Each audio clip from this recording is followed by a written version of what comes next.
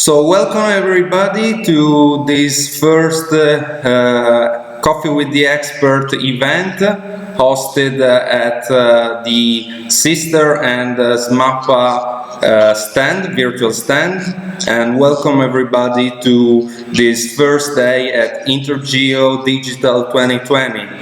Is something weird and strange for us to be here in this virtual frame, and so thank you everybody for being here. I have got my coffee because it's coffee time, so it's also time for asking some questions to our expert. So I introduce him, and obviously will introduce himself even better later. Christian Lorsen is the CEO of Montem, a Danish company based in Aarhus. We are collaborating together inside a big and important project called SMAPPA, that is the acronym of Smart Application Alliance. This project and this business network is founded and is inside a framework called BNet, founded by the European Union. And basically what we try to do inside this business network is trying to improve each other's solution and improve each other's services for being more competitive on European markets, especially on German markets. So we as Sister, we are coordinator of this group. Montem is another member of this group, and there are other two members, Byte Consulting from Croatia and Telasoftas from Lithuania, that are part of the group as well. And they obviously bring their salutation and hello to all this webinar and Coffee with the Expert format. But now I want to leave the word to Christian, and I'm starting to ask him if we can talk about Montem and which is his story and what they do, what they want to do, and what they are in terms of knowledge, mission, and so on. So thank you again, and I leave the word to Christian. Yeah, thank you, Eduardo. So yes, my name is Christian. I am the managing partner of Montem. Just a short introduction to me. I founded Montem almost 5 years ago. I have a background in computer science and started Montem pretty much right after I finished my master's.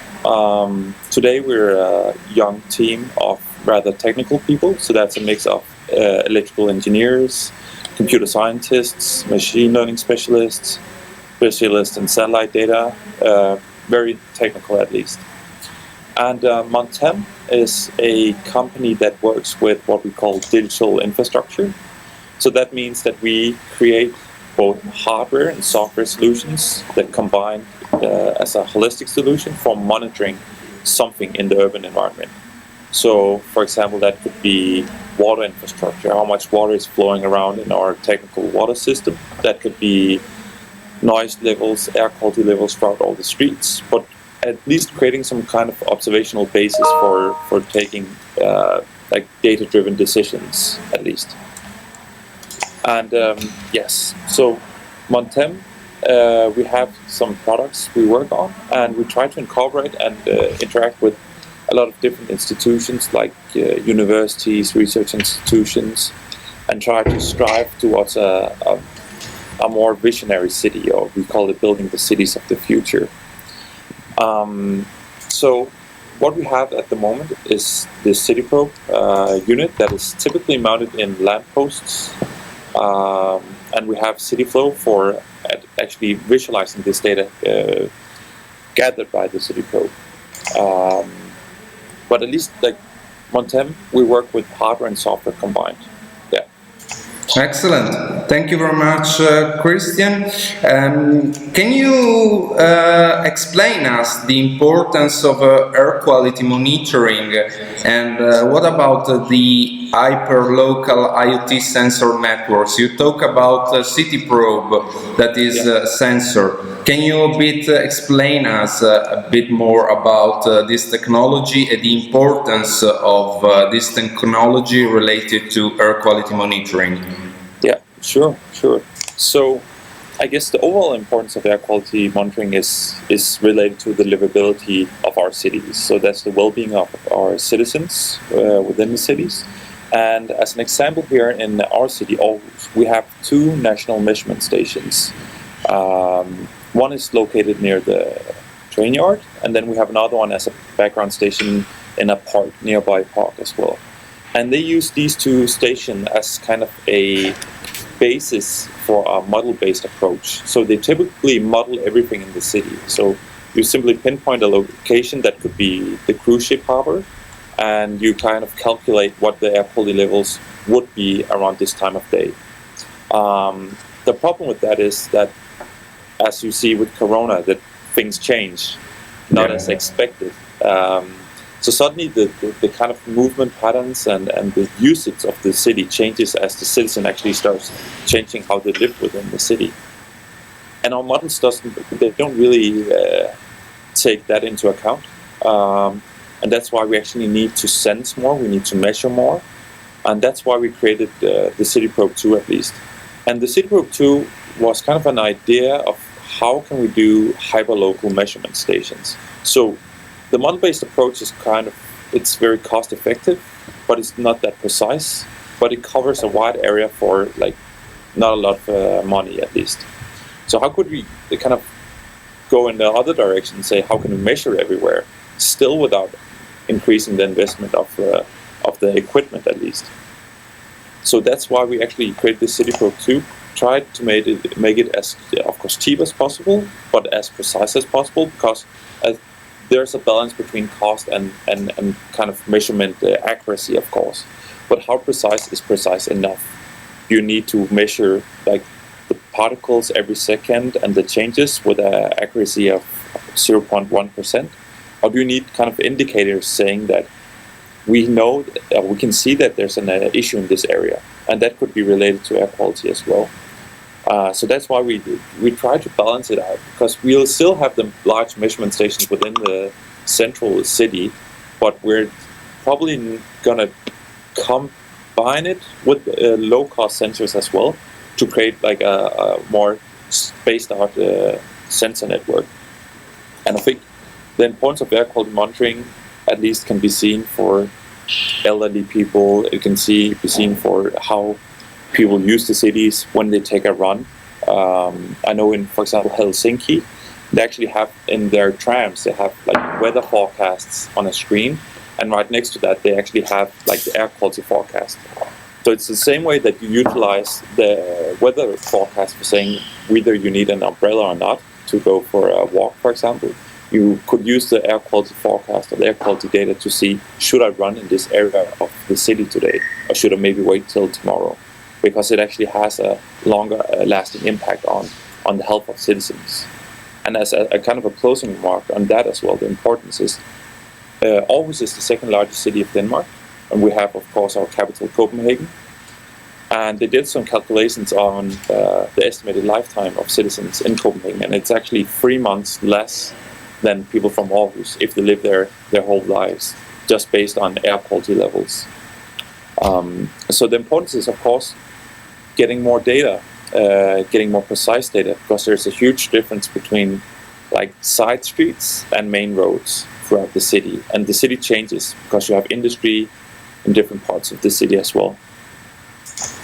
Excellent, sounds really interesting. And thank you for joining, Michele. I've seen that you arrived. And I've got a question again for Christian. You were talking about gathering data, but then after, how you're gonna use this data? How are you, give added value to this data? Because otherwise the risk is just having an amount of data without any sense or partial sense. So my question is there a way for giving this added value to this gathered data? Yeah, so before, like I can use a bit of history here. So before we have few sensors, low-cost sensors, and that meant we have few like time series graphs that we had to monitor. And since the pricing has decreased on sensors, suddenly we went from, I don't know, 10 sensors, we went to 1,000 sensors. And in the same way, a lot of companies are actually saying, okay, we went from 10 time series graphs to now 1,000 time series graphs. So the data is kind of getting unmanageable in the sense that you need to visualize the data and actually so you can make sense of it. So I think a lot of different projects has been working with how do you visualize big data, because we can gather a lot of data, but if it isn't being analyzed or visualized, then we can't really do anything with it in a decision-making process. So we have actually tried to investigate how could we make it more contextual. So that's also kind of why we built the CityFlow tool. So we said, okay, we don't want to visualize everything in a time series graph immediately, at least, because time series graphs have some advantages, of course. You have the time perspective and so on, but how do you visualize kind of the overview of the city? Because we're talking about a like hyperlocal IoT network. We're talking almost real-time data. So how do you visualize all this data? So we work with kind of creating this digital twin of the city, even though the word digital twin is being thrown around a lot, but we really tried to observe as much as we could with the city through sensors, through other vendors' sensors as well, and try to incorporate that into one platform. And that's why we built CityFlow. So that's actually having this 3D model of the city where we have all the measurement stations kind of dotted around, creating like this full-on heat map for the city, where you kind of immediately when you see it, you get an overview of how it is right now, and then you can kind of scroll back through time and see how the heat map actually changes colors. So you can see how the city actually it changes and how the city citizens live in the city. I think that the contextual part of the geographical placement and the time is very important to visualize in one coherent visualization. Because I could also just set up an IoT dashboard with, I don't know, 50 time series graphs, and then I would have to remember this device's ID is here and here and here. So we try to actually use a 3D model to create that contextual information as well. And that's also kind of allowing us to do more, because when you have one heat map, of course you see the changes and relative changes in, for example, air quality. But if you add kind of a heat map on top of that, let's say for the noise levels as well, and they have pretty much the same time steps, then you would actually see that in some parts of the city, the noise level heat map would light up red due to an increased amount of traffic. And in the same sense, you would see a correlation with the heat map below showing air quality or particle pollution, and that would rise as well. So you can actually start adding more and more data sources to this contextual map. So you can start seeing the correlation between different, let's say, parameters. And I think that's at least very important, because we are changing, and a lot of different industries or infrastructure types are changing. The water infrastructure is changing from this model-based approach to an IoT observational approach. It's happening within traffic as well. It's happening in a lot of different areas. So we need to look into how to visualize this data and what is it being used for, because it's kind of what creates value in the decision-making process.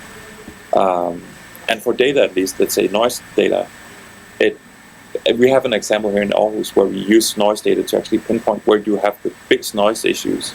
So it's not where the citizens yell the loudest about issues, it's where we actually have the largest issues with noise levels.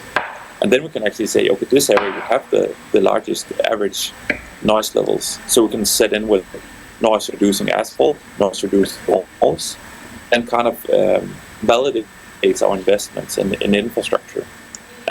And after we can also kind of benchmark it, saying, okay, these changes, we implemented these noise-reducing walls. Did it change? Yes, it changed, but is that change as efficient now as it is maybe from 10 years from now? So, yeah, visualizing is a huge part of it, and I think more and more turning towards this digital twin approach, where you actually use 3D models of cities to visualize data. Yeah, super. Thank you very much for this answer. I think that was very interesting. I think also that the twin model is very fundamental for planning purposes, so for urban planning and optimization of assets and so on. So what you told is something very relevant also in the context of smart city and urban planning as well. I've got one last question, but you basically already answered me. Okay. So I would open the floor to our visitor. If they have got any question for Christian, I would very happy if they would like to interact with me. Yeah. I can answer at least different topics. I work with hardware as well, and I do also like software development. So I think I have different approaches. So feel free to ask about anything, and I'll see if I can answer.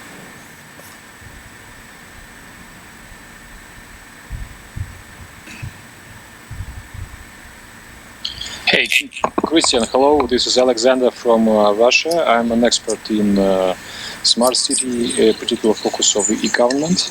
I just would like to double check if I got it correctly. So you are particularly focusing on sensors in the area of air quality and noise quality, right? Yes, we focus on those two parameters, but we do actually more than that. For example, our CityProbe 2, just to give a bit more introduction to that, we measure a lot of different parameters. So, of course, there's the noise, there's particle pollution. You have, of course, there's temperature, so you can discover like these heat items that affect. And then we have, let's see, UV as well, luminosity. And then people can ask, what do you use luminosity for, like daylight? And for example, in Denmark, we have wastewater treatment plants that rely on biological processes. That's actually their efficiency is based on the amount of daylight that specific day. So we use that data as well. Yeah, humidity, pressure, UV, luminosity. I think I almost got them all. And of course, the GPS, because we also experiment with what would happen if we were to do kind of a mobile measurement station. There's been some research, we know a research group at MIT, with the Sensible City Lab, and they work a lot with mobile measurement stations, at least for air quality. And they found that if you use, I think it's just 10 taxis in Manhattan with a mobile measurement station, and they can actually cover all of Manhattan within a day, which is quite amazing. And then I also work with water infrastructure as well. So that's water levels, combined sewer flows, rainwater basins, all that. But this is another appointment. So if you want to discover something more about water, I will invite you tomorrow, actually the day after.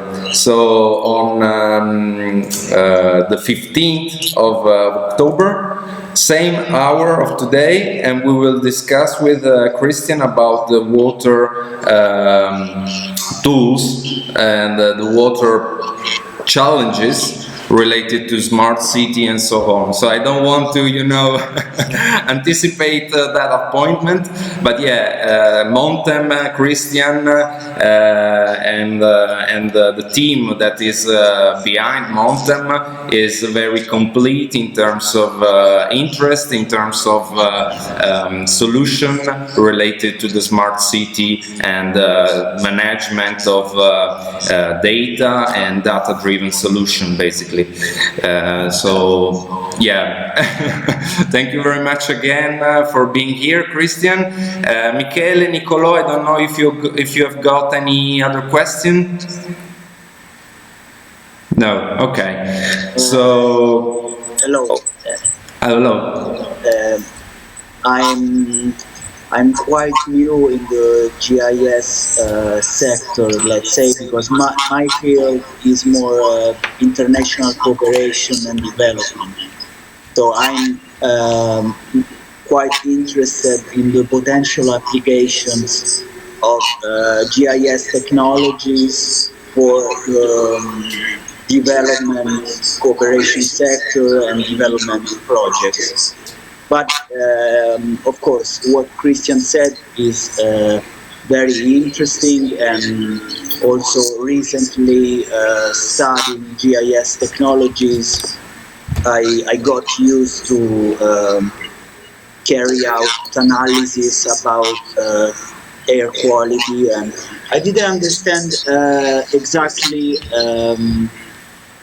for which company, Christian, do you work, or is it an organization, or is it a private company?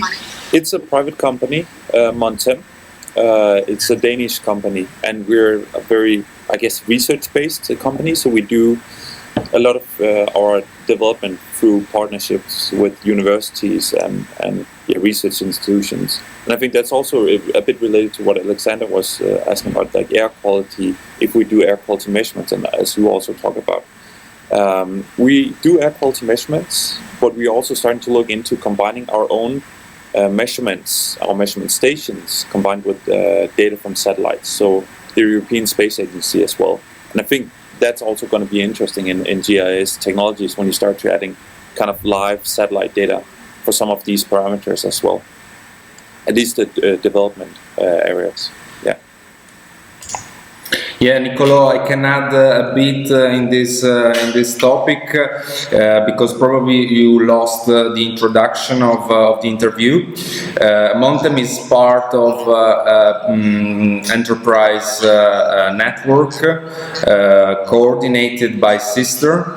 The enterprise network is called SMAPPA, that is an acronym for Smart Application Alliance. Inside this business network, there are other two companies. So we are us as SISTER, Montem, Telasoftas in Lithuania, and Byte Consulting in Croatia. And what we do is basically trying to put together all our know-how, all our knowledges, all our solution for developing a more efficient solution for smart city purposes, mainly starting from GIS analysis, because SISTER background, Montem background is very focused on GIS solution. So thanks to this horizontal technology, we are able to create a vertical application for different purposes and for different challenges inside the smart city world. That could be air quality monitoring, could be water management, or even waste management. For example, this morning I did a webinar talking about waste management. So as I said before, GIS is just the horizontal technology. Then after, there are vertical technologies that give us the opportunity of tackle different challenges. I hope to, answer a bit deeper, and obviously if you want to stay in this room a bit longer, Niccolò, we can speak in Italian and we can understand each other better, and so please feel free to stay a bit longer even after this event, because it was literally half an hour of coffee with the expert, with Christian. He will be here again this afternoon, presenting another topic. He will speak about smart city in general. So I'm very curious to this intervention, because it's an intervention that is used is used to present at Aarhus University. So is an intervention that normally he present at the University of Aarhus. So I'm curious to see and to hear about it.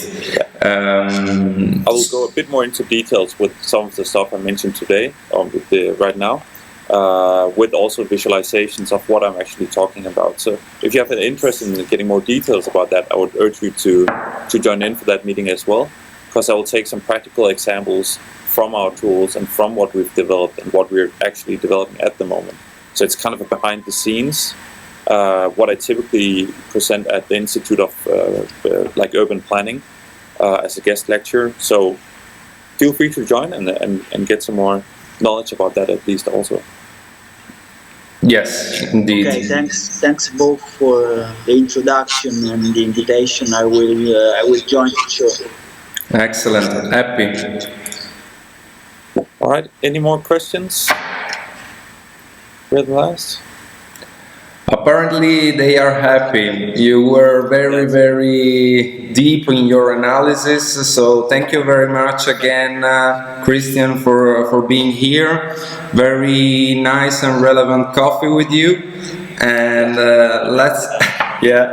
coffee, and we will see this afternoon for talking about smart city purposes solution, and I'm looking forward for this moment, and let's see who is gonna come, but at least we have got Nicolo.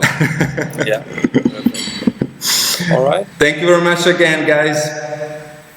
All the best. Yeah, and talk to you later. See you later.